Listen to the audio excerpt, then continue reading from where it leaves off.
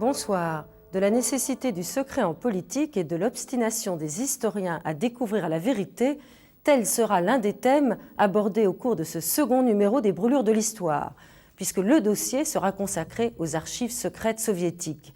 Ces lourdes portes blindées s'en trouvent en effet sur un formidable trésor. Des millions de documents attendent la lecture des historiens pour nous faire découvrir des clés de notre histoire contemporaine. Eh bien, ce soir, vous découvrirez, entre autres révélations, les liens entre le Parti communiste français et le Parti communiste soviétique en 1940.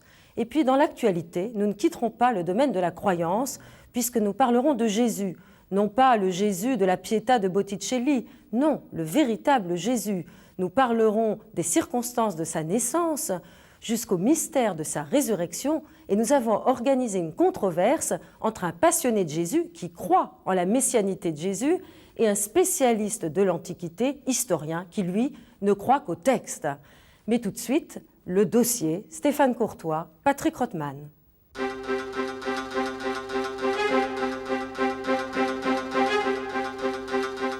Le système communiste a implosé, il reste à comprendre le phénomène communiste qui a dominé l'histoire de ce siècle. À Moscou, les archives commencent à parler. 50 millions de pages stockées depuis des décennies, une véritable mine pour les historiens. Avec nous ce soir, Stéphane Courtois. Bonsoir. Bonsoir.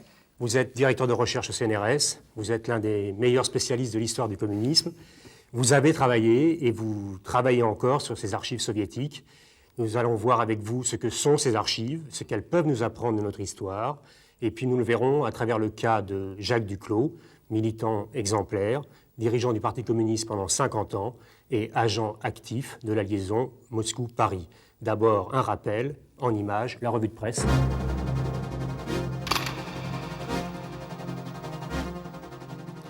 L'Humanité, 26 avril 1975. Notre parti est fier d'avoir eu si longtemps dans ses rangs et à sa tête cette haute et belle personnalité, toute de fidélité à ses convictions et de pureté révolutionnaire. Le Figaro, 26 avril 1975. La force de Jacques Duclos est sans doute d'avoir été partout et toujours un militant exemplaire. Le Monde, 27-28 avril. Ses contemporains pouvaient d'une manière ou d'une autre se reconnaître en lui, soit qu'ils aient vécu les mêmes aventures et les mêmes combats, soit qu'ils se réclament des mêmes racines, soit qu'ils aient milité ou qu'ils militent encore pour une autre société. La Pravda, 27 avril. Les soviétiques ont perdu en la personne de Jacques Duclos, un fidèle ami de leur pays. Jacques Duclos a participé aux organes dirigeants du Comintern pendant de longues années. Cela vous étonne pas, ces hommages de la presse bourgeoise, comme on disait autrefois ? Il ne m'étonne pas tellement parce que finalement Jacques Duclos était quand même l'un des hommes politiques français les plus connus, les plus populaires, qui avait eu la plus longue longévité puisqu'il avait commencé une carrière publique de député déjà en 1926 avec une première campagne électorale en 24 qui avait déjà été très agitée et très connue. Il mourait en 1975, il avait été 2 fois vice-président de la Chambre, c'était quand même exceptionnel. Par contre, c'est évidemment tout à fait stupéfiant de voir le Figaro et la Pravda encenser de la même manière cet homme. Oui, alors la chose étonnante, c'est que la Pravda est le seul journal à souligner le côté internationaliste de l'action de Jacques Duclos, qui insiste sur son appartenance au Comintern. Alors voilà, ça c'est peut-être ça le grand apport des archives de Moscou, c'est qu'on a vu jusqu'à présent la face lumineuse, la face éclairée du personnage et du mouvement communiste. Et nous découvrons à Moscou depuis maintenant un an et demi, la face, je dirais, mystérieuse, secrète, cachée, je dirais même le côté sombre du mouvement, parce que ce mouvement avait un côté sombre, il était rattaché à un régime totalitaire qui s'est écroulé depuis quelques années maintenant. Et or, tout cet élément-là était, je dirais, occulté, pas par les adversaires du Parti communiste, qui bien entendu tiraient à boulet, je n'oserais pas dire rouge, sur les militants communistes, mais ça passait pour de la propagande, ça n'était pas accepté comme de l'information et comme une réalité. Or aujourd'hui, nous découvrons dans les archives que c'était une réalité, et je dirais beaucoup plus forte que nous, les historiens, nous l'avions pensé jusqu'ici. Alors, on va voir dans un instant ce que sont ces archives, mais d'abord un rappel, en images, le récit d'une vie. Il y a quelque chose qui ne tourne pas rond. À l'élection présidentielle de 1969, Jacques Duclos obtient près de 22% des voix. Le papy tranquille du communisme séduit au-delà de son électorat traditionnel. que je viens vous parler, à vous, ouvriers. Parce que nous pouvons nous comprendre. Il y a des choses que ceux qui n'ont jamais été de la classe ouvrière ne peuvent pas comprendre. Pendant un demi-siècle, ce dirigeant du PCF, tribun de talent, leader populaire, fut aussi un responsable de l'internationale communiste, alliant dans le même personnage la langue rocailleuse du terroir et l'œil acéré de Moscou. La vie de cet homme jovial et impitoyable se confond avec l'histoire du communisme. Il est issu d'un milieu modeste de petits paysans du Béarn. Je garde aussi le souvenir d'un enfant qui pensait que cet horizon quand même ne devait pas être éternel. Il a fallu que je gagne mon pain. C'est ainsi que j'ai été engagé chez cet artisan pâtissier. J'avais une passion pour l'étude de l'histoire. Je savais que tout se faisait à Paris. Je m'occupais, j'étais intéressé par la politique et je me préoccupais de savoir ce que c'était que le socialisme, parce qu'au fond, j'étais en colère contre la société, parce que je considérais que j'avais été frustré dans mes possibilités de développement intellectuel. J'étais allé dans des meetings entendre Jaurès, parce que qui ne connaissait pas Jaurès, n'est-ce pas? Dans mon village, j'avais entendu parler de Jaurès.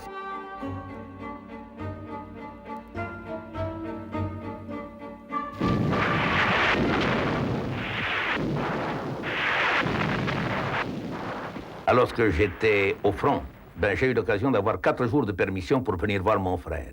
C'était une gueule cassée, il avait eu le nez et un œil emporté à bouche à veine pendant la bataille de la Somme. Pour un jeune homme de 20 ans qui revient du front et qui va repartir au front, et j'avais fait Verdun à ce moment-là, inutile de vous dire que ça refroidissait quelque peu.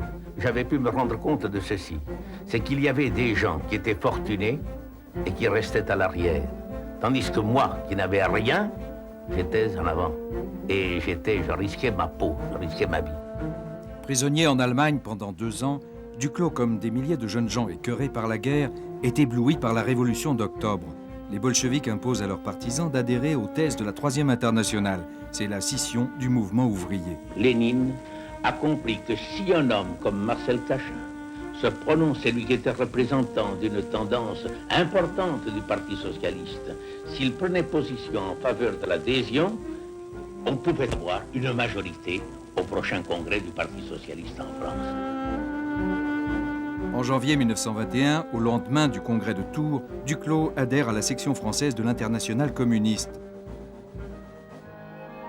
Il est bientôt sélectionné pour suivre l'école des cadres de Bobigny, où il apprend le marxisme. Après la mort de Lénine, tandis que Staline commence son irrésistible ascension, Duclos multiplie les activités. Militant permanent, il fait de l'agitation antimilitariste, s'occupe des anciens combattants, mène des actions anticolonialistes. Il est plusieurs fois condamné à des peines d'amende.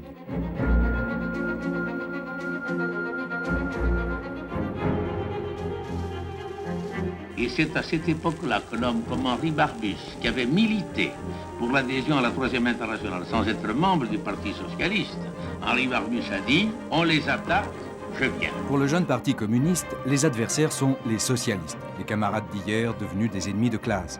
En 1926, Duclos est élu député, formidable promotion pour ce petit homme sorti de rien. Un parti qui donne de telles gratifications mérite tous les sacrifices. En 1928, Duclos bat Léon Blum. Couvert par l'immunité parlementaire, il est chargé d'activités illégales. Entre les sessions parlementaires, il est contraint à la clandestinité. Vous savez, Anatole France a dit un jour qu'un citoyen qui n'a jamais été en prison n'honore que médiocrement son pays. En 1928, le petit Jacques effectue son premier voyage au pays des Soviets. Il y rencontre Staline. Lors d'un deuxième voyage, il reçoit une formation spécialisée et devient instructeur de l'Internationale communiste, le fameux Comintern. Comme tous les dirigeants, il répond aux questionnaires et rédige à plusieurs reprises son autobiographie, la fameuse Bio. Dans celle de 1931, retrouvée 60 ans plus tard dans les archives, il écrit « Je ne suis pas marié, je n'ai pas de compagne. En dehors des membres du parti, je n'ai pas de fréquentation. Je n'ai aucune relation d'amitié avec qui que ce soit. » Cet homme se consacre totalement à la cause. En 1931, l'Internationale l'envoie en Espagne, où il purge le parti et impose une nouvelle direction, avec Dolores Ibaburi. En 1975, la Passionnariat pleurera aux obsèques de son camarade Jacques. Et puis, il va à Berlin, où le leader communiste Thälmann, appliquant la ligne de Moscou, préfère taper sur les sociodémocrates que sur les nazis. On connaît la suite. Le fascisme menaçait l'Europe. Grandiose, une vraie casquette de salopard.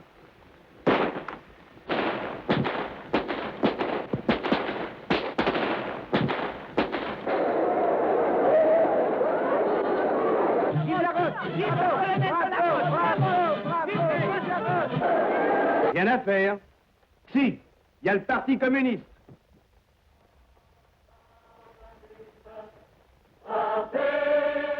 Nous avons vu en France la gravité du péril. C'est pourquoi, après l'échec du 6 février 1934, eh bien là nous avons proposé l'unité d'action et ça correspondait tellement aux besoins, aux sentiments de la classe ouvrière que nous avons signé le pacte d'unité d'action avec le Parti socialiste.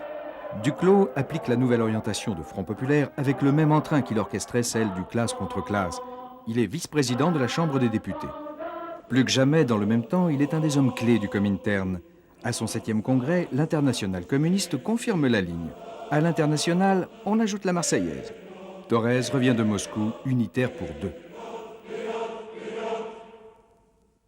Nous sommes des internationalistes, les militants fidèles de l'Internationale communiste. Unissez-vous d'un même enthousiasme, confiant dans votre destinée, marchez la main dans la main à la conquête de la vie, à la conquête du bonheur. Une démocratie de caractère bourgeois peut prendre notre caractère dans le développement de la lutte. C'était ça notre idée fondamentale et ma foi, c'est sur cette base-là que nous avons fait le Front populaire en France. Mais après... El pueblo francés no olvide que la lucha que en estos momentos sostiene el pueblo español es La guerre d'Espagne éclate. Duclos fait le lien entre Moscou et Madrid. André Marty officie dans les brigades internationales. Pendant la course aux abîmes de Munich à la guerre, le PCF dénonce sans relâche le danger hitlérien.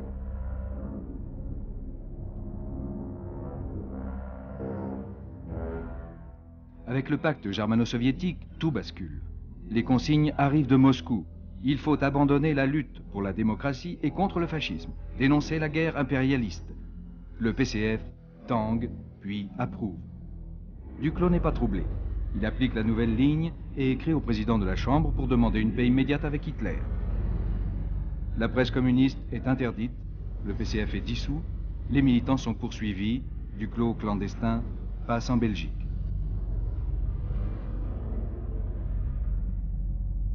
Les députés communistes arrêtés passent en jugement.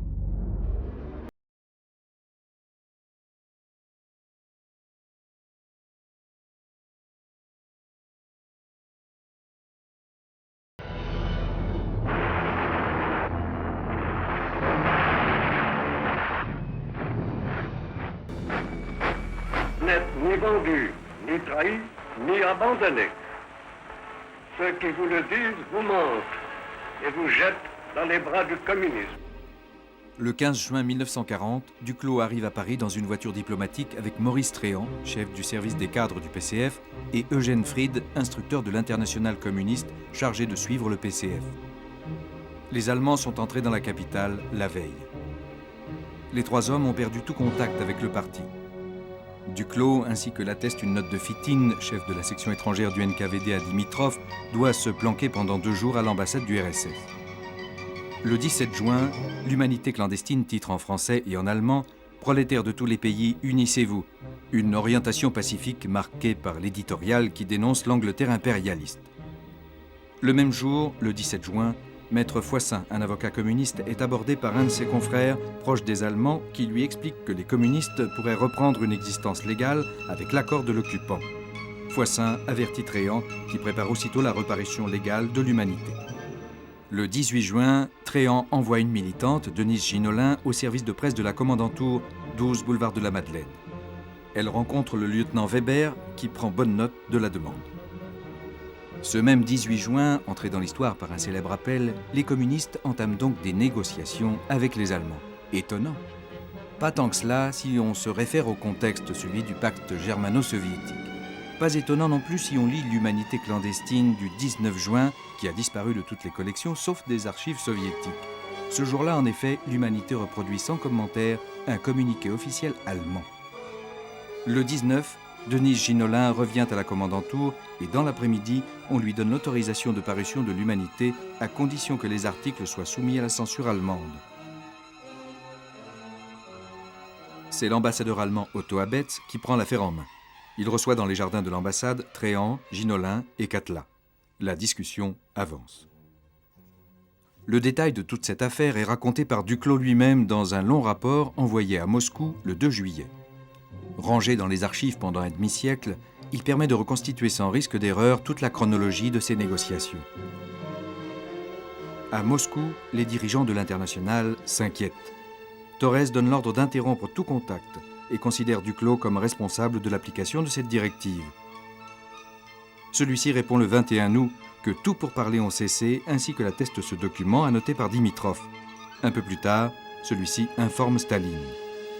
Alors Stéphane Courtois, cette histoire était connue.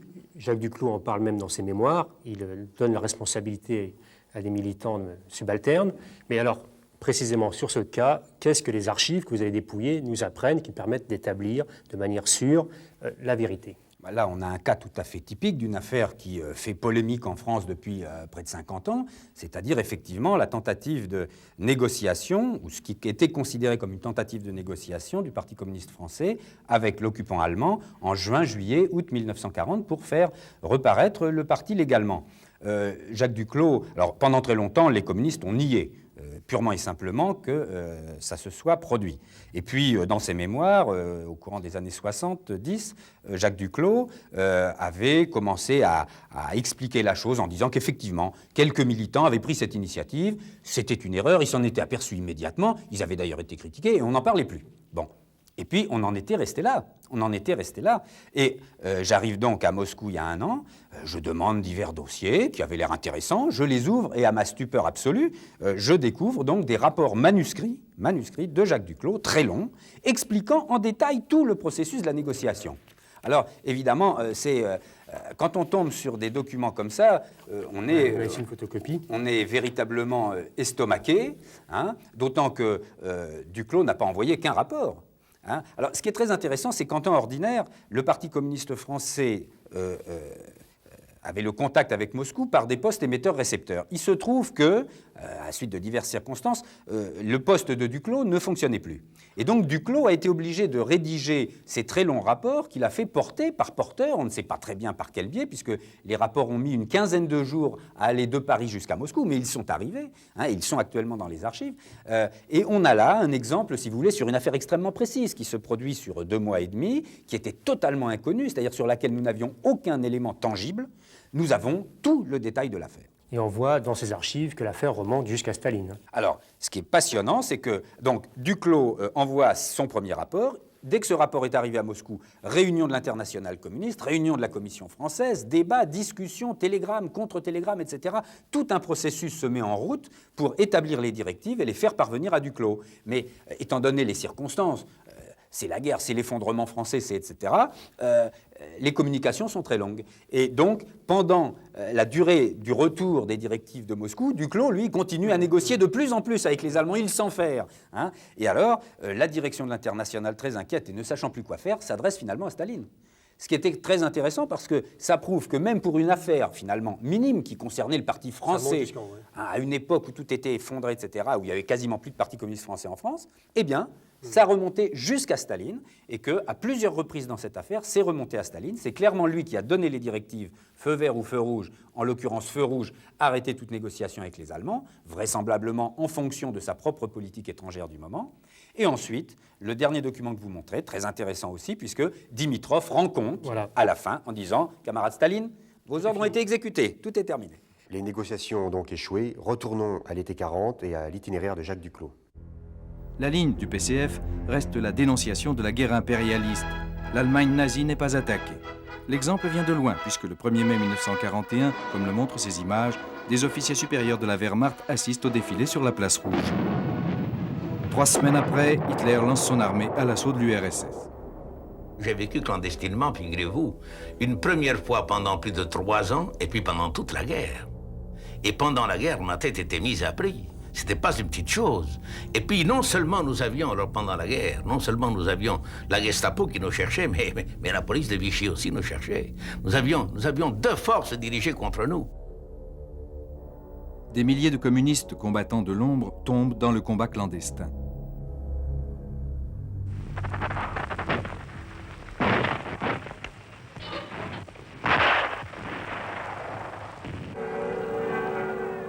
À la Libération, Duclos reprend ses activités. De Gaulle signe avec Staline un traité d'amitié. Les communistes forment le premier parti de France. Ils siègent au gouvernement, pèsent sur la vie politique. Ces hommes-ci n'ont pas reculé devant leurs responsabilités. Ils ont voulu être les meilleurs ministres, les techniciens les plus rigoureux et obtenir les meilleurs résultats. En novembre, ils étaient 5 au gouvernement. En janvier, 8. En juin, 10. Jacques Duclos, vice-président de la Constituante et président du groupe parlementaire communiste. Mais l'union ne dure pas. La guerre froide commence, les ministres communistes sont chassés du gouvernement. En octobre 1947, les soviétiques créent le Cominform. Zhdanov, bras droit de Staline, dénonce l'Amérique, coupable de tous les maux. Le monde se divise en 2 camps. Le PCF choisit le sien sans surprise. Dans le monde actuel divisé en 2 camps, le camp impérialiste et le camp anti-impérialiste, les préparatifs de guerre se précisent chaque jour davantage et requièrent de notre part une action sans cesse accrue. Les Français ne veulent pas être les soldats des impérialistes anglo-saxons. Ils ne veulent pas être les alliés des assassins d'Oradour-sur-Glane contre les héros de Stalingrad. Non, nous ne ferons jamais la guerre à notre allié l'Union soviétique. Au printemps 1952, le PCF organise une manifestation contre le général américain Ridgway.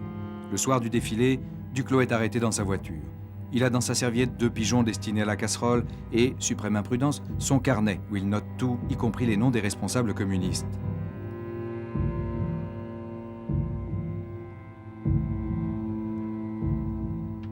La police se régale et dénonce le complot des pigeons voyageurs.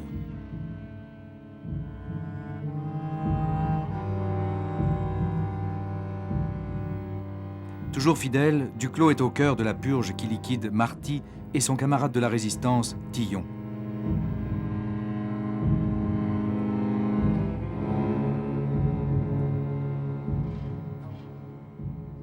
Duclos n'est pas homme à étaler des états d'âme lors de ce procès de Moscou à Paris. Il n'en a pas davantage pour liquider Lecoeur, le procureur de Marty et Tillon.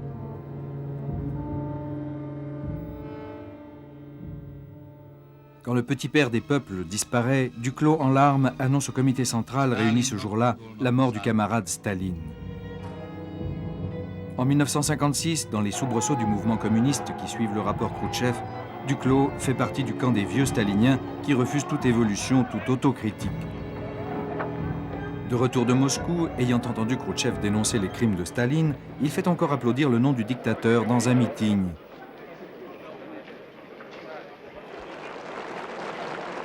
Il est de la plus haute importance que se développe l'unité d'action entre les 2 partis et que cette unité aille au-delà de ce qu'elle fut dans les périodes les meilleures, en 1934 et en 1945.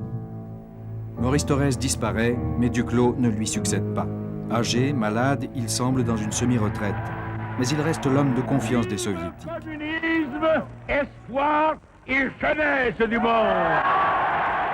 Couvert d'honneur par les Russes, il joue un rôle déterminant dans la nomination de Georges Marchais à la direction du PCF.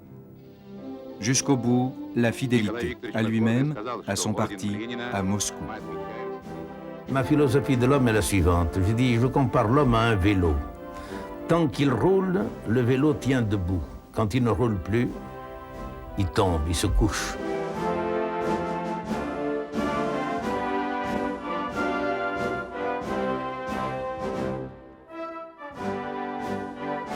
Stéphane Courtois, il a des côtés sympathiques, Jacques Duclos. très sympathique à voir votre documentaire.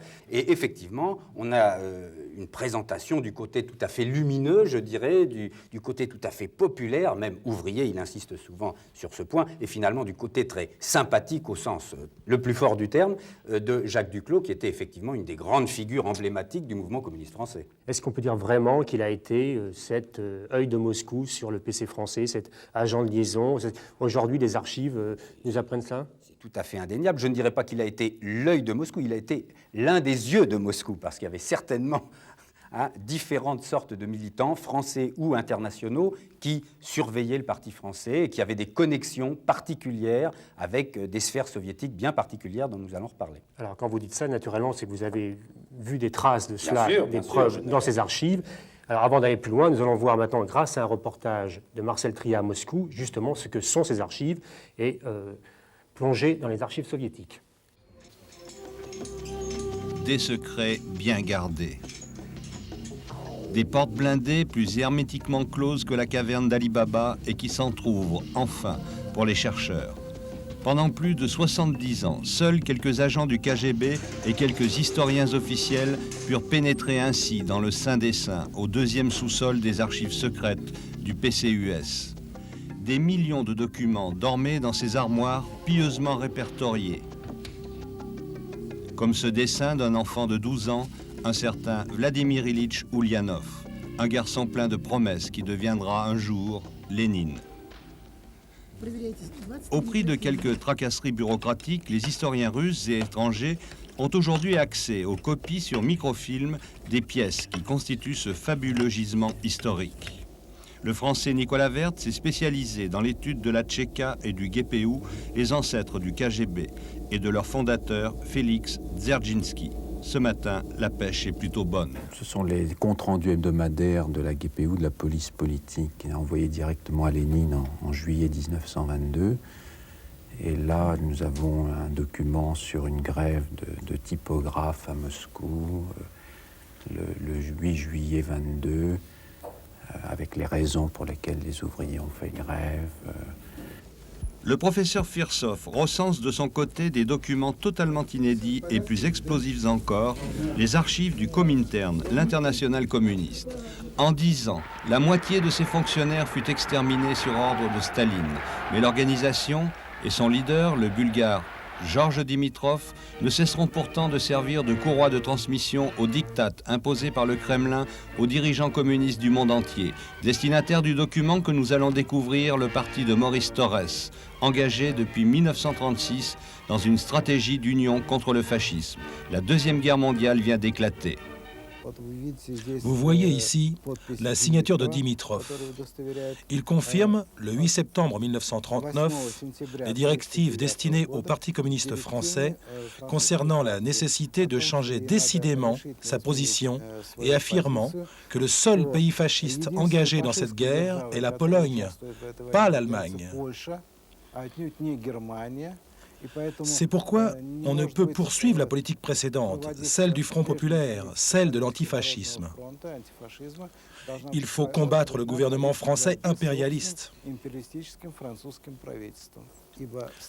Car Staline, à cette époque, avait des projets fous quant aux résultats de cette guerre.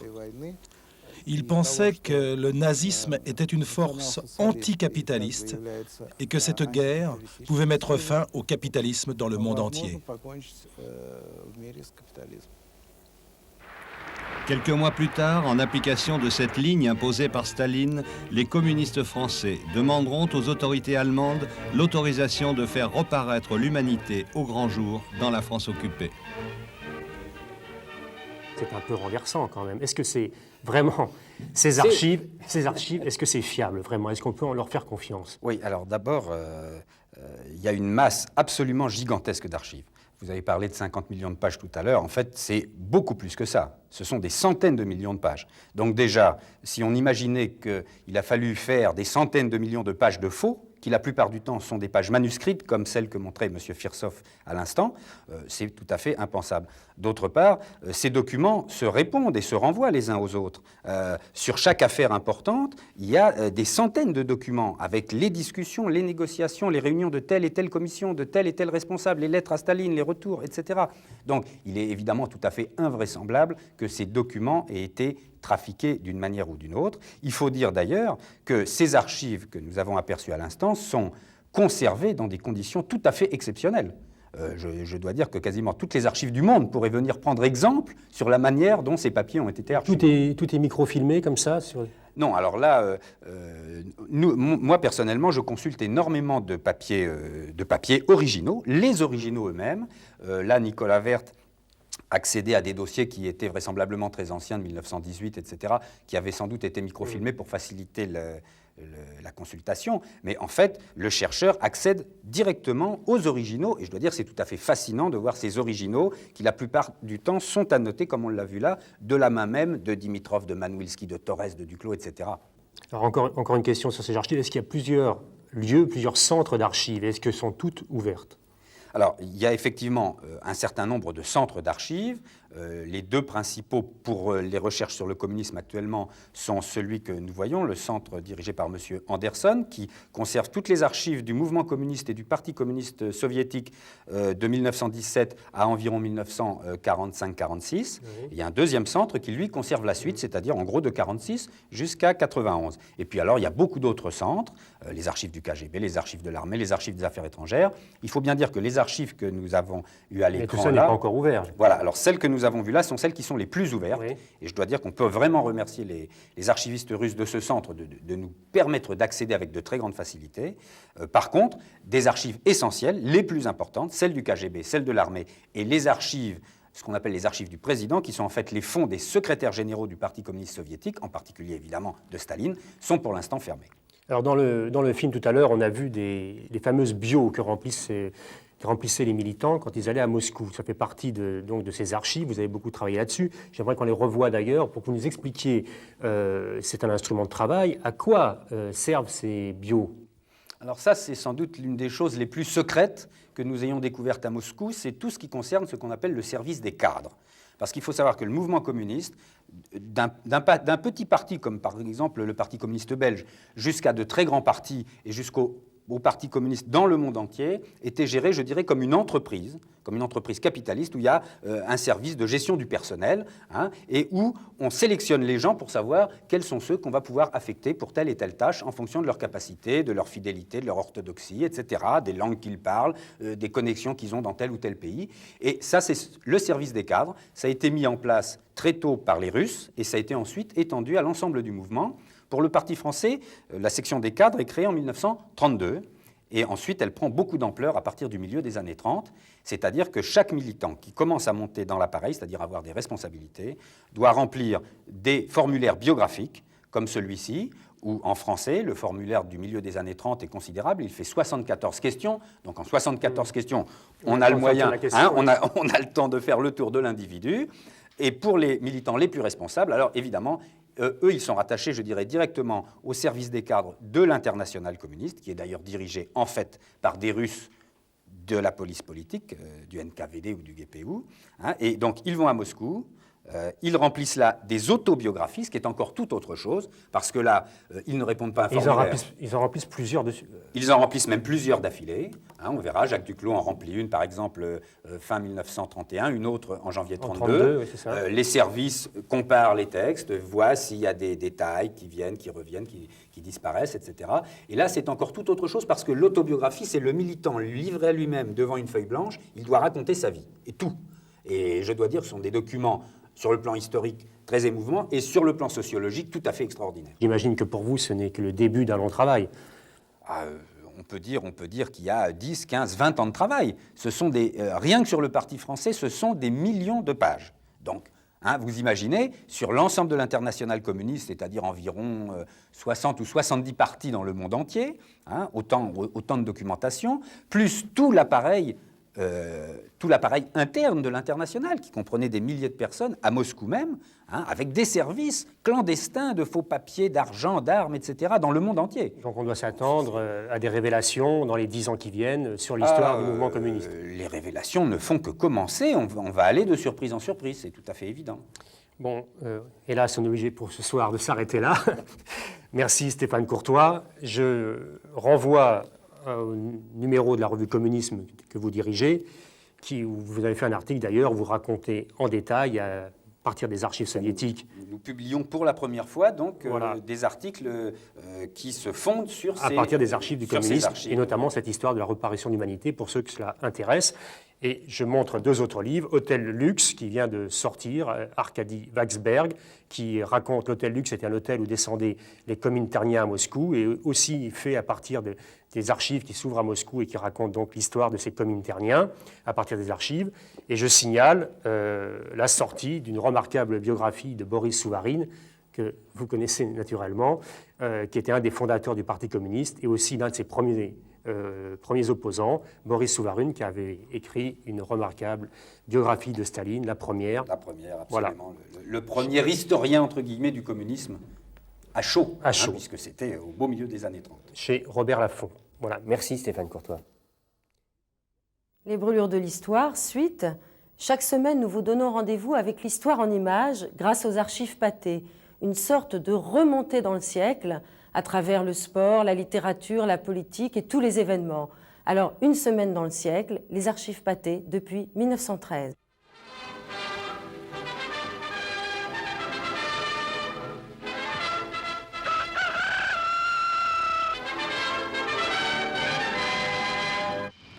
Il y a 20 ans, le 3 octobre 1973. Concorde, cet avion que la France et la Grande-Bretagne ne parviennent pas à vendre, a semble-t-il réussi son examen de passage aux États-Unis. Les réserves américaines sur le supersonique étant les plus fortes, c'est sur place, au Texas et à Washington, que Concorde a démontré qu'il ne faisait pas plus de bruit qu'un quadriréacteur actuel et qu'il ne dégageait pas plus de fumée. Il y a 30 ans, le 2 octobre 1963. Depuis le vol historique de Lindbergh, on n'avait rien vu de pareil sur un aérodrome parisien. Et Youri Gagarin a bien failli, à son arrivée au Bourget, périr faute d'espace vital, étouffé par un enthousiasme que nous qualifierons, pour plus de commodité, d'indescriptible. Inaugurant son 20e voyage en province par la visite des centres nucléaires de Pierre-Latte et de Cadarache, le président de la République a dû se soumettre aux formalités vestimentaires en vigueur dans le monde très fermé de l'atome. Non loin de ce mur du secret, le général devait annoncer son intention de demander aux Français le renouvellement de son mandat présidentiel. Il y a 40 ans, le 1er octobre 1953. À quelques jours de l'ouverture du salon de l'automobile, nous avons rencontré sur la route du Havre à Paris la Ford X100 venue des États-Unis, avec la certitude d'être la vedette de ce salon. Ce bouton commande l'ouverture électrique du capot. Un autre met en place un cri indépendant pour chaque roue. D'autres encore, il y en a une cinquantaine, ouvrent le toit et les glaces. Un brin de toilette pour les Parisiennes. Tout est paré. Allô, allô, nous arrivons dans 5 minutes. Il y a 50 ans, un commando allemand libère Mussolini que le roi avait fait arrêter quelques semaines plus tôt. Il est accueilli par son fils et Hitler.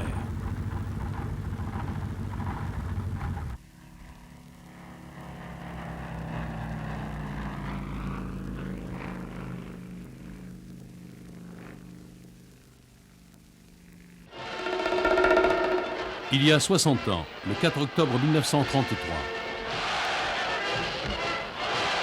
Deutsche Volksgenossen und Genossinnen, meine deutschen Bauern, seit im vergangenen Jahre die Ernte eingeführt wurde, hat sich in Deutschland ein Wandel von geschichtlichem Ausmaße vollzogen. Ein Parteistaat ist gefallen. Le même jour, départ des forçats pour la Guyane. Les condamnés dans un silence que trouble seulement le bruit de leurs galoches, s'avancent, encadrés par des tirailleurs sénégalais, baïonnettes au canon. Ils sont revêtus de l'uniforme de drogués gris et portent sur l'épaule un baluchon contenant le barda réglementaire. Le châtiment commence vraiment en cet instant. Un à un, les condamnés montent l'escalier de la coupée et disparaissent dans la cale où des cages de fer semblables à celles d'une ménagerie vont les recevoir pour de longs jours. Il y a 70 ans, le 3 octobre 1923, course de moto au Grand Prix d'Ulster.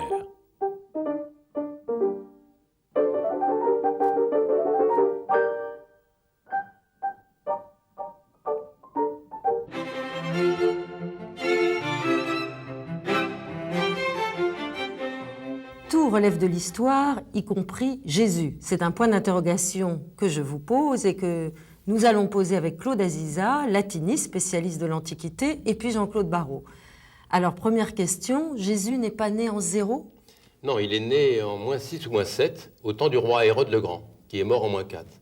Révélation. Non, non, il y a longtemps qu'on sait que Jésus n'est pas mort à 33 ans, mais à 36, 37, et donc il est né 6 ou 7 ans avant l'ère chrétienne. Peut-être même 40 d'ailleurs, oui, peut-être même si 40. on admet, une dépêche vient de le confirmer maintenant, de l'agence France-Presse, que d'après un tout récent calcul, le premier jour de l'année, -7, tombe un 15 septembre, donc en gros on peut penser qu'il est né en -7 et qu'il est mort en 30 ou en 33.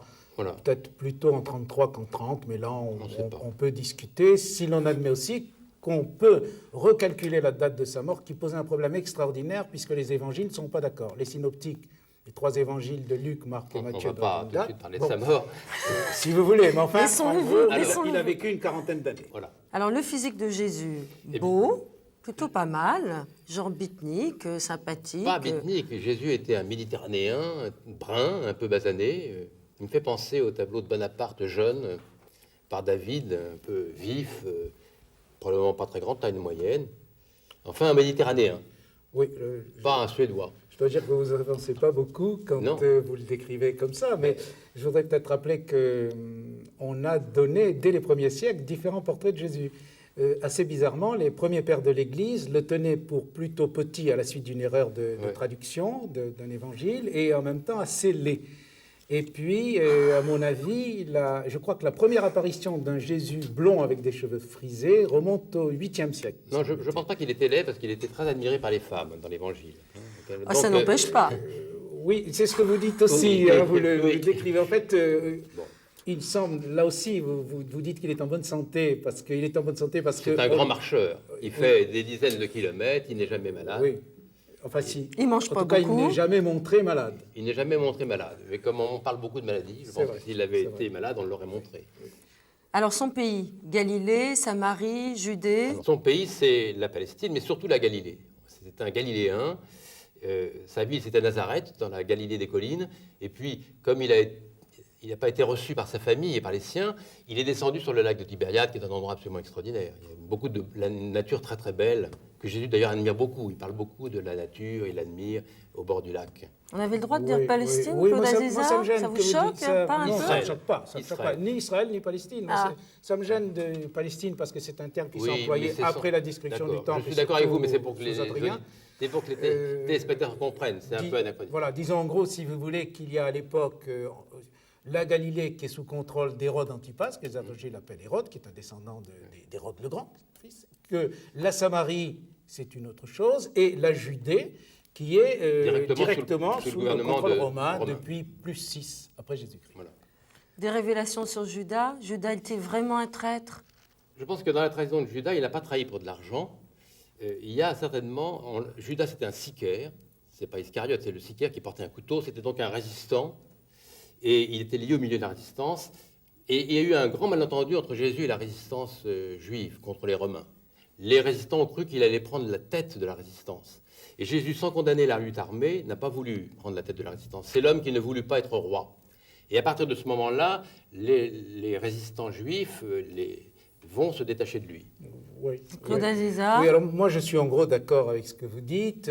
En ce qui concerne Judas, bien évidemment, les 30 deniers, c'est une fable ridicule, c'est une somme dérisoire, et même si on multiplie par 10... Puis ça n'expliquerait pas pourquoi il s'est pendu. Voilà, et puis Judas était le trésorier de la troupe des apôtres. S'il avait voulu remplir sa bourse, il aurait pu le faire. Là où Trésorerie d'ailleurs alimentée par des grandes bourgeoises, des femmes de qualité. Absolument, absolument. Il est d'ailleurs... Encore les femmes, et la séduction. C'est un homme qui n'est pas content lorsqu'il y a des dépenses inconsidérées. Un flacon de parfum, par exemple, lui paraît trop cher. Alors, mais là où je ne suis pas d'accord, c'est quand... Je suis d'accord lorsque les zélotes ont été certainement... Bon, même si le terme est anachronique à l'époque, les zélotes ont été, en tout cas, l'aile marchande, si vous voulez, de la résistance à Rome. Peut-être pas l'IRA, comme le dit Jean-Claude Barrot.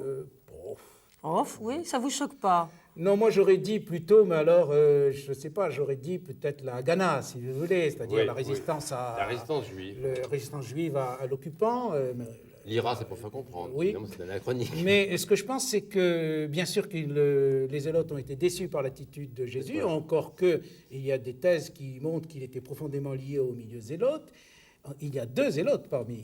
Il était très lié à eux, mais il ne voulait pas devenir le chef de guerre. Ça, c'est ça. sûr. Mais là où je ne vous suis pas, c'est lorsque vous dites qu'il y a une espèce d'alliance objective entre le Sanhédrin, le temple, et puis les zélotes. Il y a une alliance objective qu'on voit dans la trahison de Judas. Oui, mais ce qu'il faut dire quand même, et bien répété, je crois, c'est que le Sanhédrin, c'est-à-dire les gens du temple, en majorité, étaient collaborateurs. Ce sont des collaborateurs. Voilà, oui, absolument. Ils collaborent avec les Romains parce qu'il y a beaucoup d'argent à gagner, des postes, des pouvoirs, et on imagine pas une alliance même objective entre un parti zélote et un parti Non, ce n'était pas une alliance formelle, mais c'est le fait que les zélotes ne le soutenaient plus qui a rendu son arrestation plus facile. C'est vrai. Alors le procès. Le procès, c'est le procès. Jésus, c'est le paroxysme du judaïsme, à mon avis. Et alors, on peut le comparer à Socrate, qui est le paroxysme de l'hellénisme. Et ça heurte les autorités. Socrate comme Jésus vont être condamnés à mort par les autorités de leur peuple pour blasphème, pour irreligion. Et pas au même âge. Alors là, pour blasphème, pour irreligion, bon, alors, je crois qu'il y a deux procès de Jésus. Il y a un premier procès devant le Sanhédrin, c'est-à-dire où il est jugé et condamné pour blasphème, non pas parce qu'il se dit Messie, qui n'est pas un blasphème, mais simplement parce qu'il reprend la phrase de Daniel qu'il est le Fils de l'homme. Le Fils de l'homme, qui est plus important dans la religion juive que le Fils de Dieu, d'une certaine façon, et que par rapport à Pilate, au contraire, il se présente comme un... Enfin, on le présente comme un révolutionnaire. Non, mais le problème des autorités juives, c'est qu'elles ne pouvaient pas condamner Jésus pour blasphème, ils étaient plus indépendants. Et Pilate, le gouverneur romain, se moquait complètement de ces histoires de théologie. Il fallait donc trouver un motif politique, le présenter comme rebelle à l'ordre romain pour le faire condamner. Oui, là encore, ça pose toute une série de problèmes, parce que vous savez qu'on se bat depuis des années pour savoir si le Sanhédrin pouvait condamner à mort ou non. D'autant plus qu'on se fonde sur un texte qui est très clair, c'est que dans l'enceinte du temple, il y a une pancarte en disant « sera condamné à mort tout étranger qui franchira cette enceinte ». En tout cas, dans cette histoire, ils ont fait appel à la puissance romaine. Ah, tout à fait. Là, je crois que c'est très clair. Ce sont les Romains qui ont condamné et qui ont exécuté Jésus. Il est mort, mais est-il ressuscité? Alors, je dirais que la résurrection est une question de foi. Ça n'appartient pas du tout à l'histoire. Hein? Oui, mais alors comment expliquer? Alors, on voit surgir, l'historien voit surgir très vite cette foi extraordinaire, mais il ne sait pas quelle est l'origine, il ne peut rien en dire. Oui, moi je crois Claude Aziza. Non, je crois qu'il n'y a rien à dire là-dessus. On peut prendre la chose de sens au risque d'être blasphématoire. Jésus est mort, on le voit après, c'est qu'il est ressuscité, ou bien on voit Jésus après sa mort, c'est donc qu'il n'est pas mort. Je pense que là, l'historien n'a pas à s'engager dans un tel débat. Jésus meurt et avec lui l'historien se tait, le Christ apparaît, c'est ensuite autre chose. Oui, et sa mort d'ailleurs est la chose la plus historiquement certaine de toute l'histoire. Absolument, car le seul texte antique que nous ayons qui nous prouve qu'il est mort sur la croix est effectivement un texte de Tacite. Voilà. Merci messieurs. Je rappelle le titre de votre livre, Jean-Claude Barrot, Biographie de Jésus chez Plon, et puis très rapidement une biographie de Mère Teresa, avec sa conversion à 13 ans, une autre conversion plus tard, et puis ensuite son parcours vers les pauvres que vous connaissez, toujours chez Plon. Un livre au cerf qui s'intitule Les Voix du cœur. C'est un dialogue entre le Dalai Lama et Droverman, qui est un fonctionnaire de Dieu, comme il s'intitule lui-même, qui a beaucoup fait bouger les autorités ecclésiastiques l'année dernière et qui plaide pour un mélange, une union mystique du bouddhisme et du christianisme. Et puis La Passion de Madame R, c'est une femme qui vit dans la région parisienne, qui depuis maintenant plus de 35 ans ne s'alimente pas parce qu'elle est véritablement en union avec Dieu et qu'elle n'a plus besoin de se nourrir. Chez Plon aussi. Merci.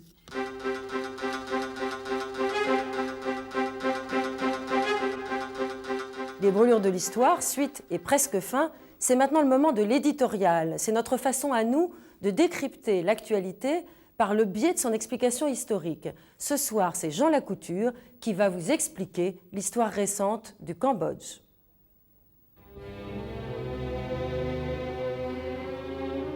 Le pouvoir, j'en suis rassasiée, vous savez. La famille royale a toujours régné sur le Cambodge. Alors moi, si je peux prendre ma retraite, même dans la prison de Long Nol, je suis toujours content.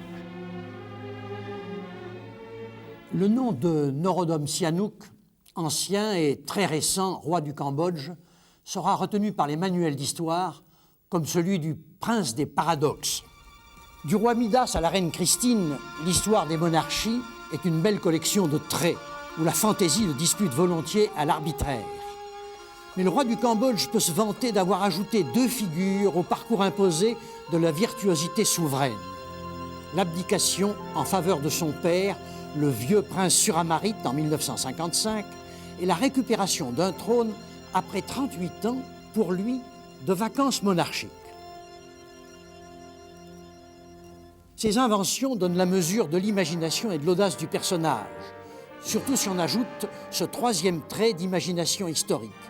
Avoir été pendant des années le chef nominal d'une coalition royaliste avec l'extrême gauche totalitaire et sanguinaire des Khmers rouges contre une république d'extrême droite présidée par Lon Nol, en somme l'alliance de Louis XVI et de Marat contre une chouannerie républicaine. Nous ne faisons pas la guerre pour arriver à avoir un morceau du Cambodge, si vaste soit-il. Nous ne faisons pas la guerre pour permettre au néocolonialisme américain de s'implanter toujours à Phnom Penh. Nous faisons la guerre pour balayer à jamais de notre sol sacré l'impérialisme et le néocolonialisme américain. Quand j'ai fait la connaissance de Norodom Sihanouk au début de 1946 à Phnom Penh, personne au monde n'aurait pu prévoir que ce petit roi potelé, mis en place par la colonisation, entouré d'un harem roucoulant de danseuses et passionné de saxophones, serait le héros et la victime de l'une des plus affreuses tragédies du siècle, le massacre de plus d'1 million de ses sujets par l'organisation de Pol Pot, dont un terrible mécanisme historique faisait son allié objectif. Lui qui avait eu le courage et l'intelligence d'abdiquer pour mieux diriger son pays et le conduire à l'indépendance, ce que la Constitution ne lui permettait pas de faire, puis de maintenir le Cambodge pendant près de 20 ans hors de l'engrenage des 2 guerres d'Indochine, n'a pas su s'épargner la disgrâce de maintenir au-delà de l'inévitable l'alliance de guerre avec Pol Pot, ce qui restera une tache sur cette carrière fabuleuse. Mais compte tenu de cette erreur, l'action historique de Sihanouk sera probablement tenue pour bénéfique par le peuple cambodgien. L'institution monarchique cambodgienne, vieille de plus de 1000 ans, celle des bâtisseurs d'Angkor, est trop liée à l'histoire de cette nation et l'expérience républicaine si brève trop pitoyable pour que la restauration monarchique ne soit pas considérée comme une lueur d'espoir par ce peuple martyrisé. Et puis avant de nous quitter, voici quelques coups de cœur sélectionnés dans le domaine de l'actualité historique. Alors tout d'abord les livres. Vous le savez, cela fait maintenant 30 ans qu'Édith Piaf a disparu le même jour, vous vous souvenez, que Jean Cocteau. De nombreux livres, évidemment, lui rendent hommage. Le meilleur est celui de Georges Martin et de Pierre Duclos, qui, avec une précision d'entomologiste, nous restitue avec une verve incroyable les tout débuts d'Édith Piaf, notamment au moment où elle s'encanaillait à Belleville et au moment où elle a commencé son premier tour de chant au Veldiv. Alors, dans le domaine aussi de l'histoire des mentalités et de la sensibilité, un livre absolument merveilleux vient de sortir. C'est la biographie de Laurence Benaïm sur Yves Saint-Laurent. Alors, Yves Saint-Laurent, c'est un dieu de notre mode française. Il a construit des lignes, il a modifié nos silhouettes, je parle de nous les femmes. Il a véritablement construit un univers sensible. Et cette biographie ne se contente pas de raconter l'histoire de Yves Saint-Laurent, mais toute l'histoire de la mode depuis 30 ans. Et puis dans le domaine des expositions, n'oubliez pas de vous rendre à Paris au musée du Petit Palais, puisque nous, Français, nous pouvons pour la première fois découvrir les chefs-d'œuvre du musée des Beaux-Arts de Leipzig. Alors vous le savez sans doute, Leipzig était un centre universitaire européen extrêmement important, mais depuis 1838, grâce aux bourgeois de Leipzig, il abrite des véritables chefs-d'œuvre, notamment des chefs-d'œuvre de la région rhénane. Et comme vous pouvez le voir en ce moment, vous allez pouvoir découvrir des rétables magnifiques, notamment cette Magie de l'amour, peint vers 1470 et qui, audace incroyable à l'époque, mettait en scène une Vierge absolument nue.